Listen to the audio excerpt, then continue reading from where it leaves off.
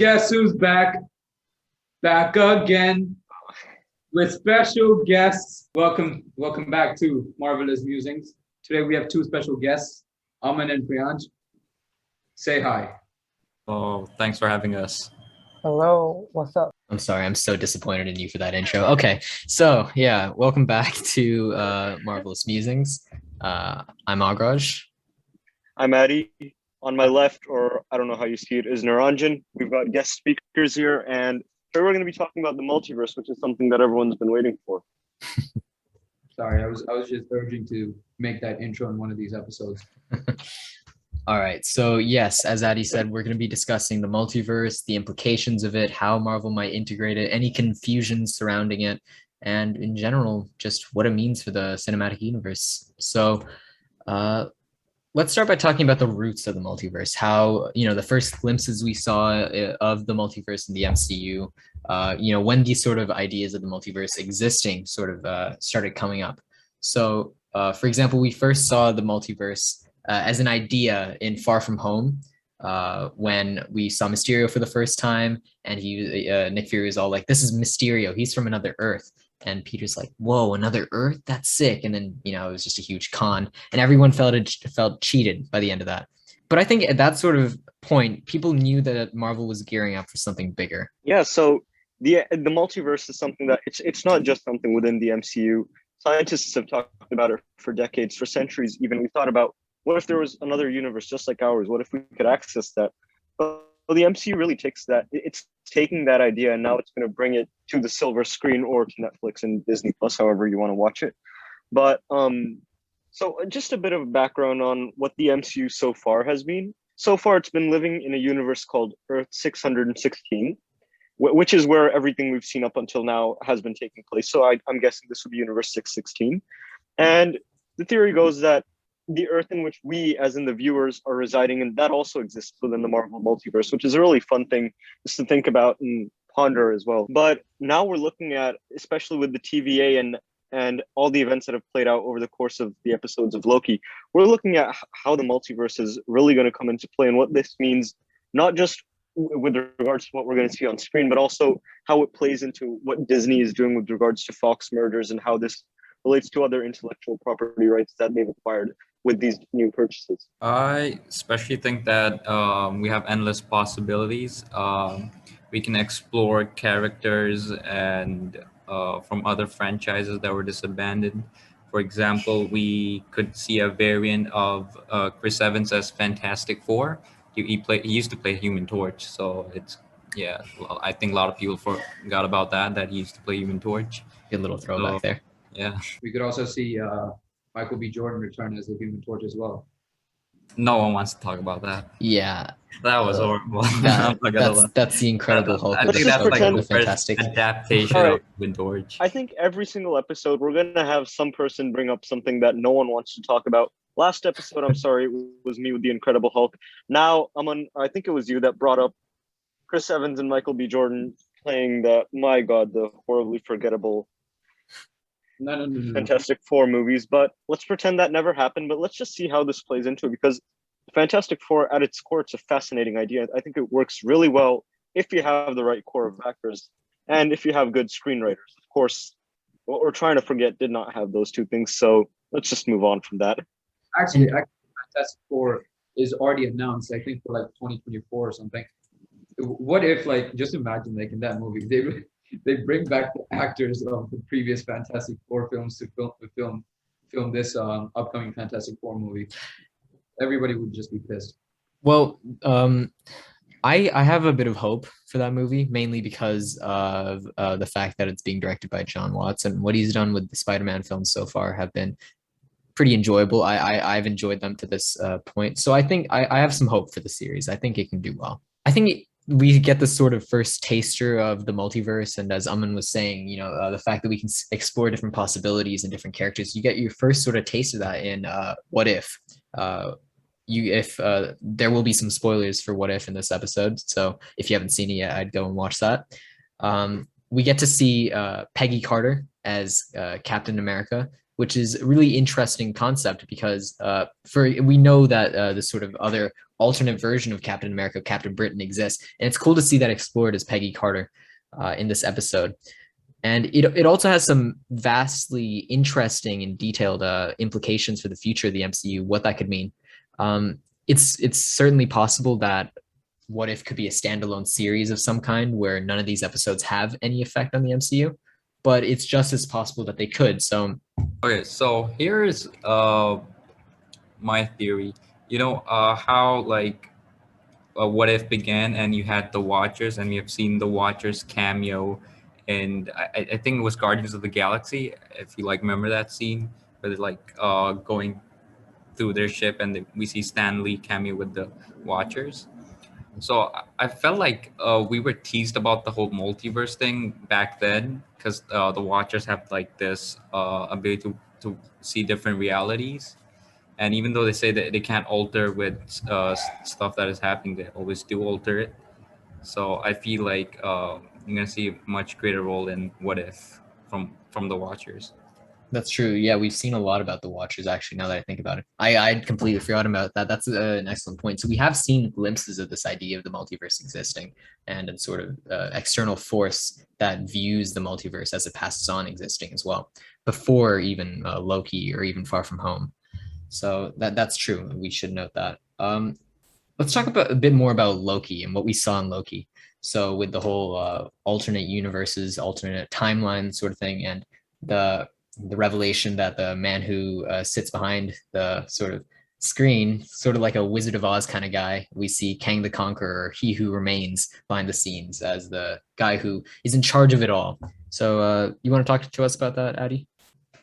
Yeah, so Loki is really fun. It's gotten mixed reviews. I personally enjoyed it quite a bit, but I think the most important contribution that Loki will have to the MCU will not be the return of the surprisingly handsome Tom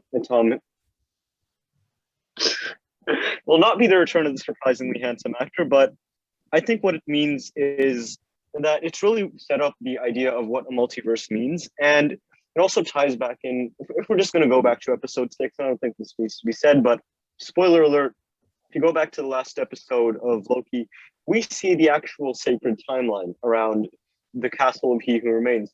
Now, this sacred timeline, I feel personally, it's a tie-in to the sacred timeline we saw in Avengers Endgame when we saw Doctor Strange's trainer, when she explained to him exactly what it meant and what taking one of the stones out would do to the timeline. It would create a branch in time. So in Endgame, we just left it there. I think in Loki, it's the same idea being carried on, but now we're starting to understand how there was just a single timeline back then.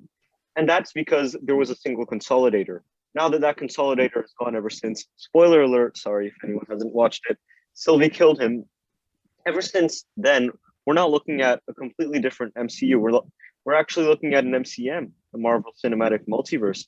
And I find this idea to be fascinating because it means all of these different ideas, all of these different theories that you can throw out, every single thing is now possible.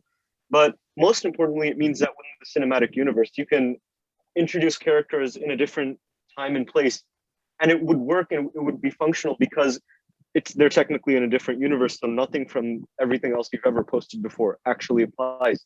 And that gives Marvel and Disney quite a bit of room to make do-overs, or if they need to, able to add post hoc, essentially introduce all of these different characters and make sure they fit in well. That's what I'm really looking forward to. Priyansh, would you like to add something? What do you want to see in the future of the multiverse? Yeah, I think that there's like a lot of possibilities for the future, and like Aman said, that we will be seeing like many variants of like the other characters. Like we might see Peggy Carter like teased in What If. That's just an animated series, but we might actually see her in the future movies. And if I remember correctly, I believe someone was playing Miss Captain America in the movie upcoming uh, Doctor Strange Multiverse of Madness. Yeah, Miss America. it's America. I don't know much about that, but like if any of you guys know, from Loki series, they were talking about like they weren't sure who we were going to see. Were we going to see Mysterio? Were we going to see Kang? I really wanted to see Mysterio, but it turned out that was Kang. So what I want to see for the future is probably like the different variants of the Avengers like teaming up together and maybe uh defeating Kang. Yeah, the multiverse of war, right? That's which will definitely come up at some point. I think there's another thing we should probably talk about, which is the sort of confusion that's caused by the whole multiverse versus timeline in the MCU, because it's a sort of term that they throw out there quite a lot. Less the multiverse, more so the timelines, the alternate timelines we see. And essentially, at least what it seems like to me, is that they're the same thing and that they're used interchangeably in the MCU or MCM, I guess. As if the timelines, the alternate timelines, and the alternate universes are the same thing. You see that with if you think back to Endgame, when the Ancient One is talking to Bruce about how she can't give him the Time Stone because then her realm would be in danger. So she explains how it would branch off and create a new timeline. So she does call it her own realm. So we see that she talks about it as if it's a universe of its own. But then she also talks about it how it's a timeline, a new timeline that it would be creating. In addition, in Doctor Strange, you also see the Dark Universe, which is supposed to be another universe of its own where Dormammu's from. So is that a parallel universe? Is that in the multiverse of some kind? Is that sort of another dimension? It's called the Dark Dimension. That's what it's called. Is it another thing altogether?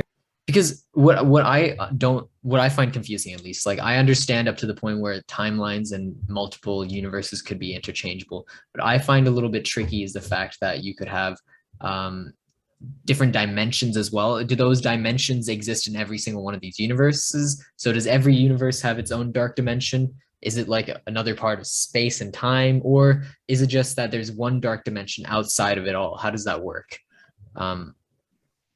So from other media that I've seen before, like right, a timeline is like a natural flow of time in a universe, and a multiverse is a group of multiple different realities and universes. That's what is known as a multiverse, right? Mm-hmm. And each universe that exists in the multiverse has its own timeline that it flows through. But for dimensions gets really tricky. How to differentiate that between the timelines and universes, right?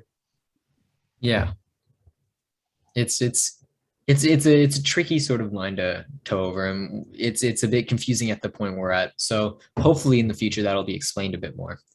I guess one final thing is let's just maybe talk about how this will come to be. I think the top theory is that, I mean, obviously What If has shown us a bit of the universe, what with Peggy Carter being Captain America and all that, the multiverse, I mean. So we're probably going to be seeing more of this soon. And I think what everyone assumes is that we'll see this mainly in No Way Home in December, hopefully, where we'll see Doctor Strange and Spider-Man team up. And I mean, like, why would they have Doctor Strange show up if they weren't going to have something multiverse related at this point, right? It would be kind of useless otherwise. Yeah, because Tom Holland needs other, more older, experienced heroes to help him because he's a kid.